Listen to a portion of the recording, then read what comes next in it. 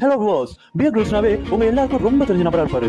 இவருக்கு சின்ன வயசுல இருந்து ஒரு பெரிய ஆசை ஒன்று இருக்கு. ஹிமாலய மவுண்டன்ல நடைபயணம் மேற்கொள்ள இவர் 1994 இருந்து 97 வரை ஆர்மியில் 21 SSA உடன் ஒரு துருப்பவும் பணியாற்றாரு.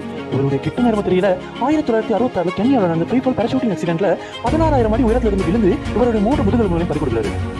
டாக்டர்ஸ்லாம் நீங்க உயிர் பிழைச்சதே பெரிய விஷயம், உங்களால எலும்பி நடக்கிறதே பெரிய விஷயம்னு கைவிடுறாங்க. ரொம்ப மனசளவுல பாதிக்கப்படுறாரு. இப்படியே பல வாரங்களும் போகுது. ஒரு நாள் ஒரு ஹாஸ்பிட்டல்ல சுத்தி முத்தி பார்க்கும்போது போட்டோ பிரேம் ஒன்று அக்கப்படுது. அதில் அவர் பார்க்குறாரு ஹிமாலய மவுண்டன் இருக்கு.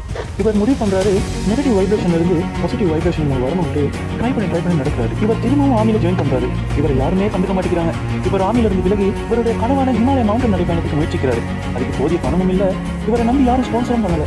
266 கம்பெனி இவரை ரிஜெக்ட் பண்றாங்க. ஒரு நாள் இவர் இவ்வளவு சொல்றாரு, இவரால் செய்ய முடியும்னு பார்க்கறதுக்கு கம்பெனி உள்ள பாதி பணம் ஸ்பான்சர் பண்றாங்க. இவர் நம்பிக்கையை கைவிடாம ஹிமாலய மவுண்டன் நடைபயணத்தை மேற்கொண்டு இவரது உயிரையும் பணி வச்சு 1998 பிரிட்டன்ல the young person to claim